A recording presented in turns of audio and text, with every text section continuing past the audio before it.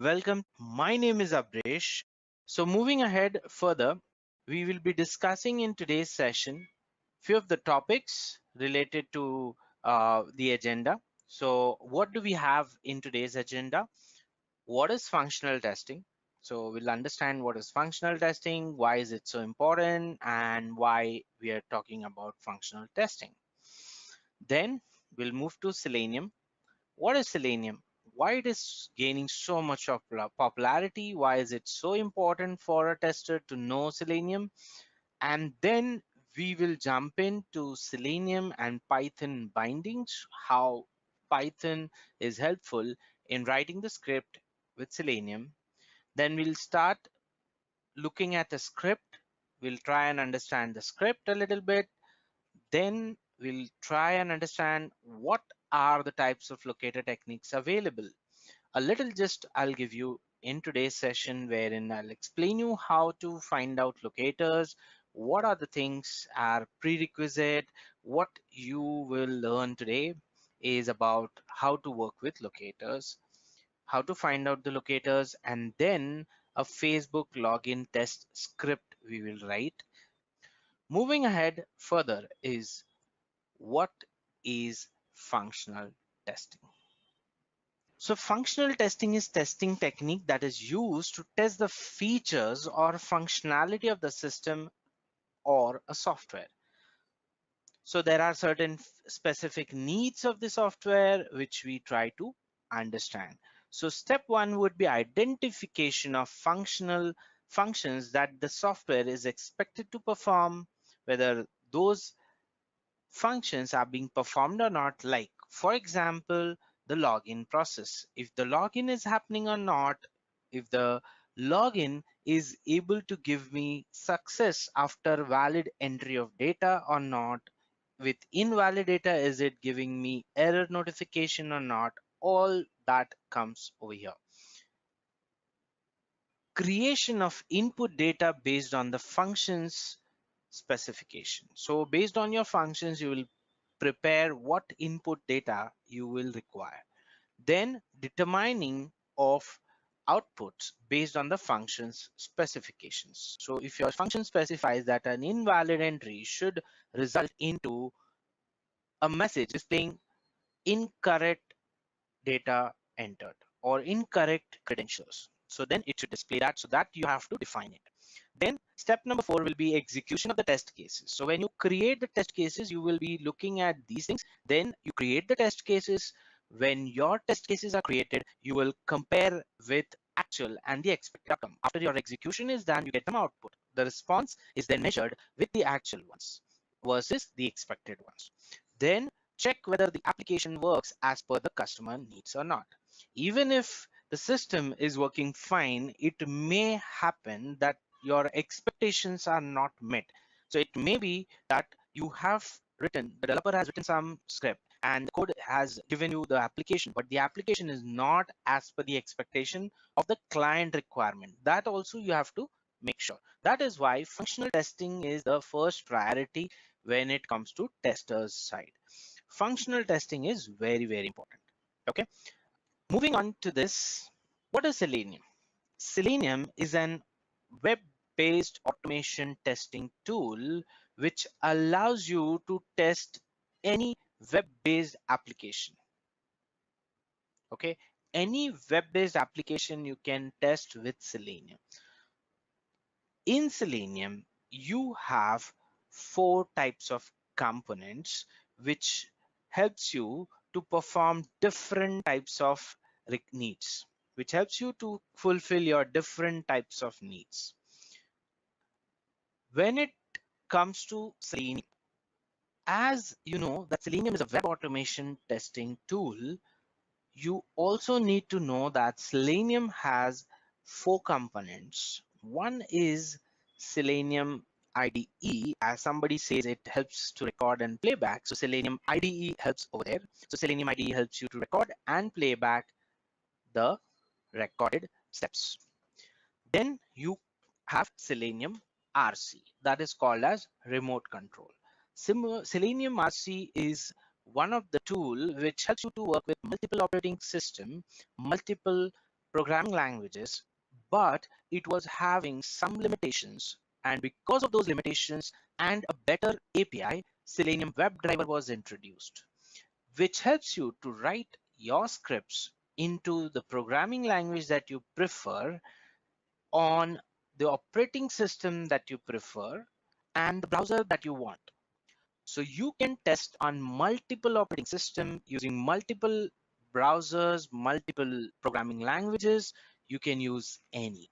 Out of that, anyone you can use out of the list of tools like C#, Perl, Java, PHP, Python, Groovy, Ruby. All these programming languages help you to write your script.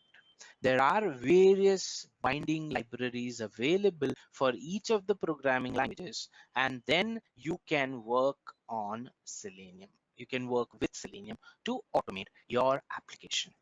You can use Chrome. Somebody is more comfortable with Chrome, you can use that. You want IE or Safari or Edge or Firefox, any browser you can use. It works absolutely fine with all the browsers. That's why Selenium WebDriver is one of the most popular tools for web UI automation. And no better than Python can complete it in terms of automation in a broader range of web application. We'll come across about the need of Python, but if you talk about Selenium, the fourth component is WebDriver grid. So we call it as grid, but basically that works with usage of WebDriver. Selenium grid is designed to make sure that you can work with a connected environment. You can have virtual environments, you can test multiple machines, multiple operating systems, multiple environments at a time with parallel execution on various machines. That's why Selenium grid was introduced. So you have four components, but out of that, currently we have only three. And the reason, the fourth one, which is obsolete, and that is Selenium RC. It is obsolete because in Selenium WebDriver, they have removed all the limitations that were there with Selenium RC, as well as they have even enhanced Selenium RC better in terms of the API, the communication, the writing techniques, the scripts, the code, everything has improved a lot. And that's why Selenium WebDriver is working in the current market, and you can see almost every organization takes the use of Selenium into their projects. So you'll hardly see any company who have no projects at all on Selenium. Very, very less companies. Because why? Why this? Because we have Selenium available for free. It's an open source tool and it works with a variety of environments. So there's no constraint that I want high level configuration of the system. I want Windows only. I cannot work with Mac. So there's no such limitations at all. And that's making it more user friendly for the learners, for the workers, for the employees who are working on various projects. So it's very, very easy for them. That's why it is one of the most popular automation testing tool from a decade or more. Okay, now coming back to Selenium, why it is so important and what exactly it is. So let's understand a little more on the Selenium aspect also. Okay, since we are talking about Selenium with Python, let's first understand what is Selenium also. So when we talk about Selenium WebDriver, the best part about Selenium WebDriver is it has a simpler API, a simpler architecture of the way it communicates with the WebDriver bindings and the way it communicates with your browser. It is much simpler to write the script and to automate your web-based application. Now you may have a thought process. Which one is better, Selenium with Python or Selenium with Java? This is the question which generally people have in mind. So I'll say it is very tough to claim that Selenium with Java is bad or Python is good or bad. Reason is there are many commercial products available in the market which works with Java as a base language. Though it doesn't differ using Python to automate them, but it is more in demand. Java was there from years and now it has gained so much of need that most of the applications are developed in Java and it becomes more comfortable to work with Java in terms of anyways, either it is automation with Selenium or development. That's the reason people are giving more importance to Java. But in the current market, due to the data science and AI ML industries growth, Python has gained a lot of popularity nowadays. Python is very easy language. It's very easy to write. You have very less coding to do. The script are very easy to do. That's why it is gaining so much of popularity. And if you see, most of the well-known products that are available in the market are nowadays going towards Python only. So if you talk about YouTube, Insta, and many more, all are developed in Python. That's why Python is also gaining more popularity. It's second best product. But if we talk about automation, most of the companies are still going with Selenium and Java, and Python is also considered nowadays. Now the question arises, what about Python? How does it work with Python, and how good it is to work with Python? So first of all, I would like to answer why Python, or what is Python. So Python is a high-level object-oriented scripting language. It is defined as a user-friendly manner, into a very user-friendly manner. You can see it's so simple that it looks like you're writing English or English words only.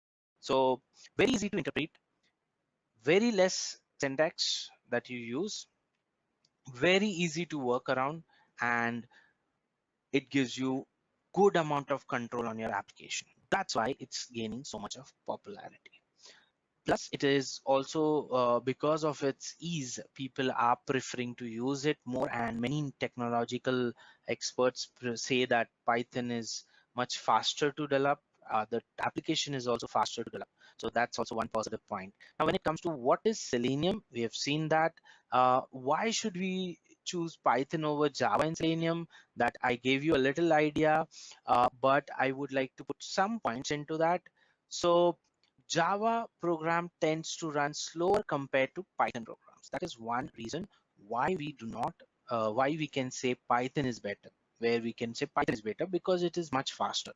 Java uses traditional braces to start and end block, while Python doesn't have that. It directly uses the indentations. And when it comes to Java, it employs static typing, while Python is dynamically typed. So that is another third point. And we can say fourth point to be, it's simpler. Python is very simpler, more compact as compared to Java. You have to write a lot of things. You have to be very, very specific. Even small things does make a lot of difference. Though that is there with Python also, but it's comparatively very easy to learn. That's why Python is given more importance. When it comes to Selenium with Python bindings, what is why Selenium is Selenium, and how Selenium helps us in automating the task is very simple. Selenium, that is WebDriver. Here, now onwards, we'll consider only WebDriver as a part of the course, as a part of the webinar. So please focus only on the WebDriver aspects. Record and playback is something which we usually do not do as of now, because still IDE, Selenium IDE, the integrated development environment tool, is still undergoing with a huge major changes, and it's still not that stable enough to use as a professional level, at a corporate level. So it's still not considered to be a good tool to use at a corporate level. Selenium Python binding provides a simple API to write functional testing using Selenium WebDriver. Now, when we talk about WebDriver, how does the architecture look like? The architecture is very simple. You have Selenium WebDriver API bindings. These are the binding libraries which are created, and with the help of them, you will connect to your Selenium server, and with the help of your server and your the driver binding libraries of each browser, you allow the Selenium script to run on the various browsers as you expected. So as per your script, it will perform the operation on the browser. Okay, so Python helps you to write the script. That's where it is used. Selenium helps you to access the web browser and perform some actions. Those are predefined into the Selenium API. Okay, so you can see over here some details. You can see this is a kind of script that you can see over here. Now, if we talk about the script, I will explain you each and every aspect of it so that you can get a little idea about how do we write, what all things are mentioned over here on the screen are for what reason. Okay, so if if you look at this, okay, so these are the imports which helps us to import the WebDriver and the import the keys that we have from the API. So this gives you an access to your classes, to your actions, to all your classes that are prepared and that are added into your API. So those classes you can access through this. Then you have driver is equals to webdriver.firefox and executable underscore path is equals to the path of your project. So see what happens is when we have to create a WebDriver, we have to call the WebDriver and open up a browser. So we declare a variable driver. Driver is a variable over here. WebDriver.firefox helps us to say that, hey WebDriver, I'm interested in running a browser which is Firefox browser, and please execute it, please start it. So you also have to tell the browser, tell the system that my browser exe is placed over here. That is basically your driver exe. So if you want to look at that, let's go to the Selenium 𝐤𝐸.org. So this is the official website of Selenium. If you can see over here, it has changed a lot now. So recently they are going to release a version 4, which is in process, almost released, but it's still into an alpha stage. So they'll be releasing the final version soon. Now you can see that Internet Explorer driver server is available over here. Then you have various programming language binding libraries. This is for Python. Then Selenium IDE is available. Third-party browser driver bindings and plugins are available over here. If you extract this, this is the documentation of various browsers. How do we communicate? How do we write a script? Everything is mentioned over here. Executable path. What is executable path? Executable path is basically a direction which specifies that your exe of your relevant browser that you want to automate is placed over here. The exe that you know is not the one. I'll tell you what is the exe I'm talking about. So we'll go to the we'll directly search for Chrome driver.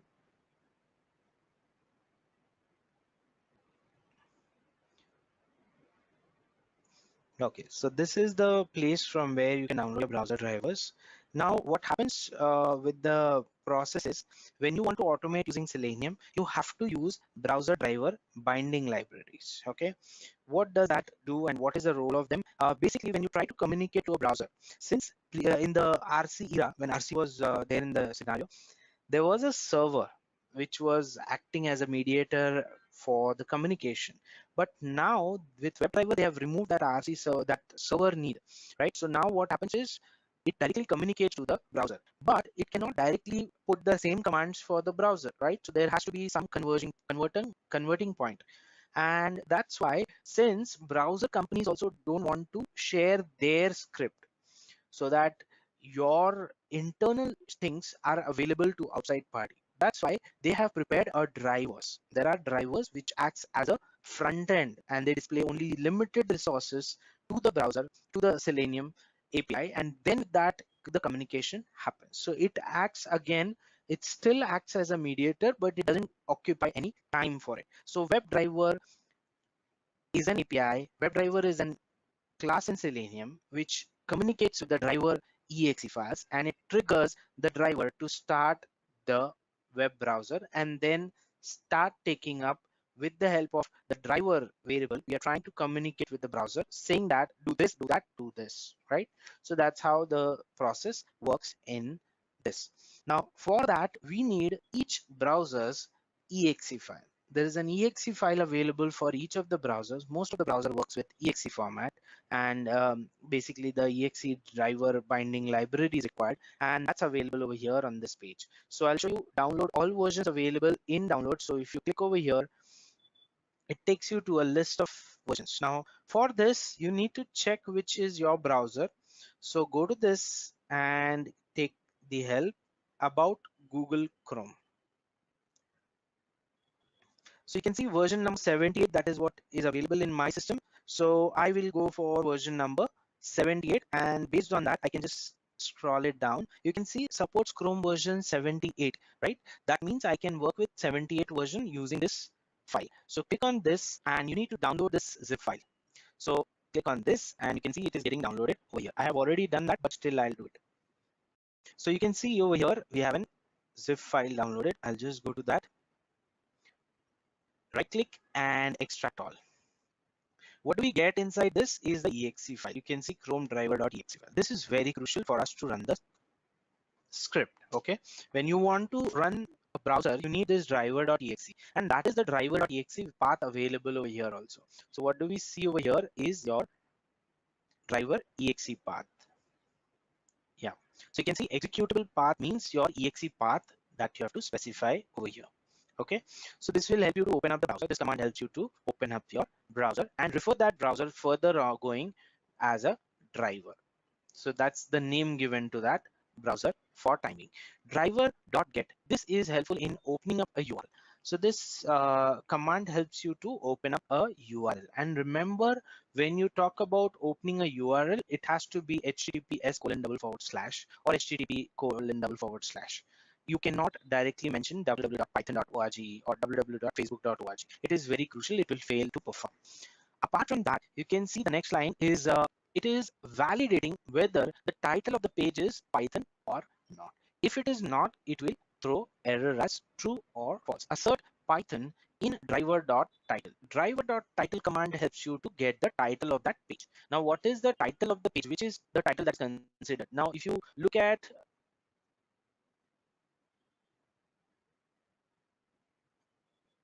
okay. So you can see over here, the title of the page is download hyphen Chrome driver hyphen WebDriver for Chrome. This is the complete title of the page. So remember, title also is important. One of the most important thing is title. When we talk about the pages, we also consider title as an important aspect. So never take it lightly. It is also important. Then driver.get title helps you to get the title and assert Python in. This helps you to validate. Okay, so you're basically validating whether the title Python is matching with the actual title of the page. Then element is equals to driver.find element by name. So by name q. What is this? Basically a locator technique. So we'll come to locator technique separately. I'll explain you each and every aspect of the locator technique in the ongoing session.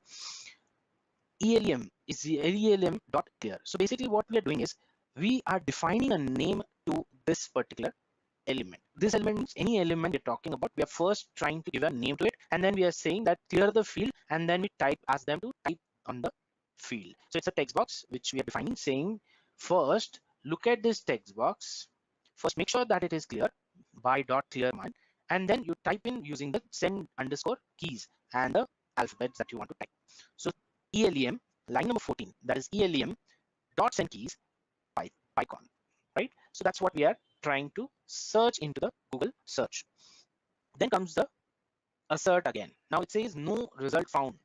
Python is no result found, not a driver.page underscore source. So basically it is again doing the assert, but this time it is trying to assert with the help of page source. Then driver.quit is helping you to quit the browser driver. So basically the exe file that you have executed, it is getting, you are quitting that exe.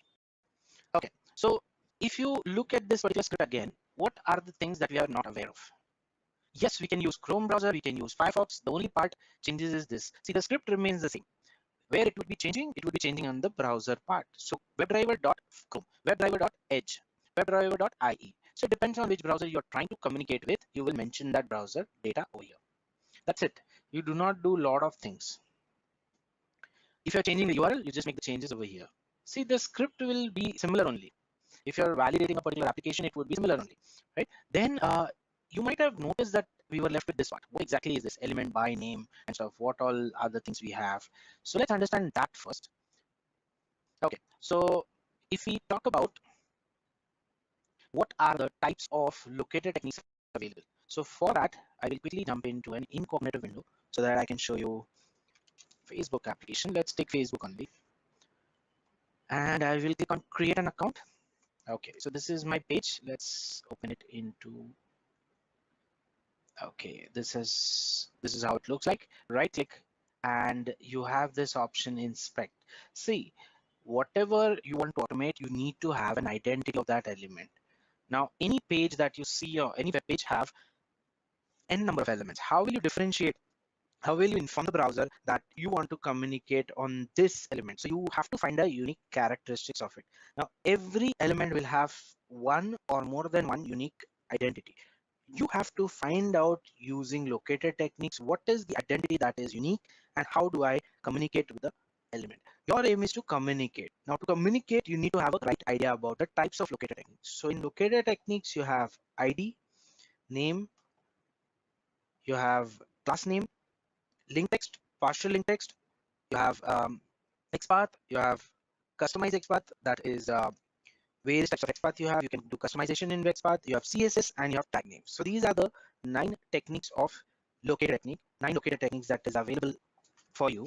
Out of that, we'll see a little bit of few of them. So first thing, how do I get the data, the attributes of these elements? So let's say, for example, first name is my element on which I want to type. So I am going to right click on this. I'm going to say inspect, and here we go. So you can see you have a visual idea about what is the data behind this element. So this element consists of a tag called as input. So every div element, every element in a web page has a tag name. With the help of tag name, it also consists of multiple attributes, and its value. So type is an attribute and value, text is a value of that attribute. Similarly, class is an attribute, data type, name, value area required, placeholder area label, all these are attributes, ID. So out of that, we have few locator techniques which are directly available. Few of them are customizable. Okay. So first locator technique that we'll talk about is the ID locator technique. And ID locator technique, you can see ID as an attribute also. So here the connectivity is with the help of ID attribute, directly connecting ID locator technique. So you can directly use this value. So this value gives you access to find out which is the element. Now, if I go and search this, see, this is going to help me find out this element, correct? So this is the element which I am getting. So u_9_b is the value of ID locator technique. Okay, then comes the next technique, and that is name locator technique. Name locator technique is also a simpler way to communicate with the element. Name and ID, if they are available, we generally prefer using them. If not, and if we get any kind of failure, then we move to any other technique. Otherwise, we prefer using them. So first name over here is your value of the name locator technique. Now, if you go back to your presentation, yeah. So if you look at this, driver dot find underscore element by underscore name q. So we are using python.org. Let's try and open up that also. Let's keep it side by side. Okay. And I will just open up my inspect element. I do not know which is my element that is mentioned over here. I don't know. Okay. So I'll try to search that. So over here, I will put it in this name is equals to within colon, I will say q. Is it matching with anything? No. Then what is the use of this name as element by name as q? Okay, so there has to be a q element. Let's try and find out. It should be found easily, but usually this search doesn't give you results sometimes. See, it is there. I was aware that it is there, but just wanted to show you some failure aspect also. So name is equals to q is available with us, right? So you can see name is equals to q. So that means we are talking about this element, correct? So here we are talking about this element. We prefer saying clear the field, so it will erase it if there is anything written or not written. It will still make it sure that it is blank. Then send underscore keys is helping us to type into that. Okay. Now you got an idea about name and ID locator technique, correct? So this is the ID locator value of that particular element. Similarly, we'll see this part. Now, since we have seen ID and name locator technique, now what are the other locator techniques we can work with? So not every time every locator technique will help us to work on every element. Okay, it is for sure not everything is possible at the same point of time. So sometimes your elements may not work that well in every aspect. So let's use a little bit of my equipments and let's draw a little bit and see how do we what all points we have in here. Okay, so what all type of locator techniques we have? We have ID, then we have name, then we have class name, then we have link text, then we have tag name. Okay, we have partial link text. Then we have tag name. Then we have customized variants, and that is XPath CSS. So these are the variety of locator techniques that are available. So we have seen ID locator techniques, we have seen name locator technique, we have to see class name locator. So let's go back to the browser. Now, if you can see over here, there is a attribute named as class. You can see class. Now, usually class name is not a preferred variant. The reason is many a times developers have a habit of using the same class name for multiple elements. Now it's not always unique. Now here also the same is the scenario. If I paste this, it says 6 matches. That means you have 6 of these elements which comes from the same class. Now if 6 elements are coming from the same class, how will system be able to recognize it? So system does a simple strategy. It types into or it performs the action on the first element which is found to be matching. So out of 6, if you're trying to type into fifth one, you cannot use class name method because it will not allow you to type into the fifth one. It will allow you to type it into first one. Okay, so that's the problem with class name. Then comes the other locator technique, that is link text. Now when we say link text, it has to be to a link based element. Now if I look at this, you can see a link is there. So let me inspect this. Now if you see forgotten account, you can see at the back of it there is a tag called as anchor tag A. Then you have href as a attribute name. Then the value of the attribute is http://www.facebook.com recovery initiate and stuff xyz, right? So this is the basic link of that page which takes you to the forgotten account page. To display a link, we use link based textual data. So the textual data that you see in the page is forgotten account and the question mark. This is also important. In link text, we use the whole of this data. The complete data is used in link text. So when we mention the link text, the entry would be this way. Okay, forgotten account. When we talk about partial link text, we can say this. We can say forgot, we can say forgotten. Anyways, you can use any part of it, or you can even use the middle part of it or central anywhere. You can say ACC, you can say TEN space ACC. Even this would be able to allow you to reach to that element. So partial link text is used when some part of the partial part of that element, the textual part, when it comes to textual part, the partial part of the element is changing dynamically with the change of element or change of the page refresh based on various conditions. So if there is any kind of deviation, frequent deviation, then you will use partial link text. Otherwise, we prefer using link text. So when we get failure with link text, then we go for partial link text. You got it? So link text is used for link based elements. Now moving on to that further, we have another kind of locator technique, and that is tag name. Now you might have seen this e tag, right? We can find out how many elements are belonging to e tag. See, 47 of the elements belongs to e tag on this page. So this is giving you an identity that okay, there is a tag name. This is useful when there is a list of element and we have to print all the list and get a data out into a console output or result part. So if you want to find out, list out all the countries list available on the drop down, so then in that case you will use this tag name process. Another position where we can use tag name is if you have a variety of needs or a variety of options available in that, look for out of those options, look for one single option which might be available at the center of it. So you can just draw one by one, select verify yes no, and then move to that element. So that is where tag name comes into the picture. Another type of locator technique, and that is CSS. Now if we talk about CSS, we have customized CSS, we have directly taken up CSS also. Somebody who is knowledgeable into HTML should, I consider person who is knowledgeable enough into HTML concepts would be easy for him to work on CSS. Maybe not that comfortability for a non person who does not have much knowledge on HTML concept. Okay, because CSS is cascading style sheet, so it works on the style of the document, the HTML document. So how do we copy that? So first you have to reach to that element, right click over here and you just say copy, go to this copy selector. Copy selector gives you CSS. Copy this. If I just paste it over here, you can see how it looks like. Okay, so it varies from element to element and the positioning of that element. So this is CSS style, cascading style sheet.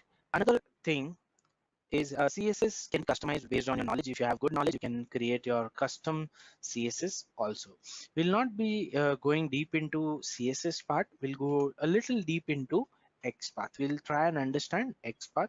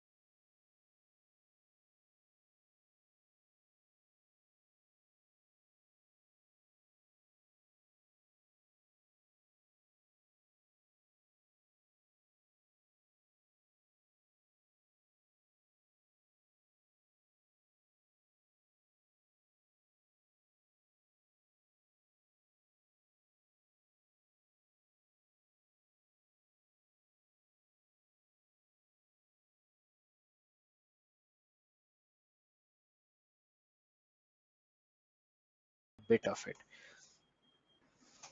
Okay, let me take a screenshot of the page.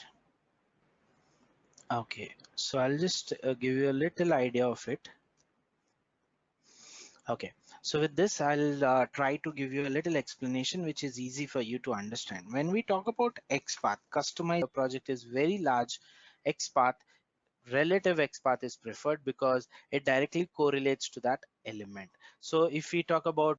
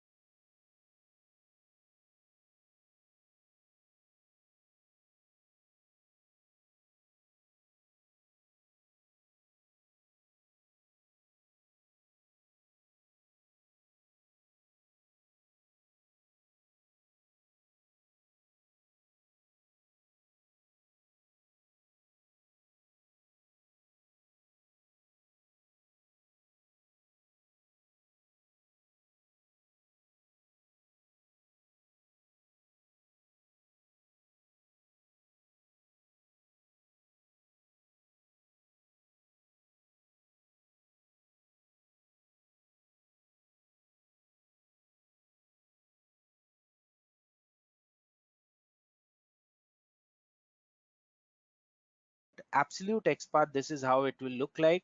So you will have div, div, div, div,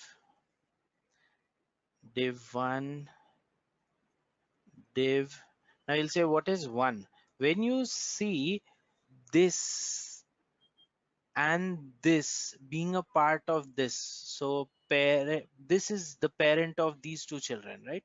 So parent and children, when there are two children, we specify first child, second child. Okay, then div, this way it will keep on going, and the last you will receive is input. Then inside that you will have okay, at the rate name is equals to email,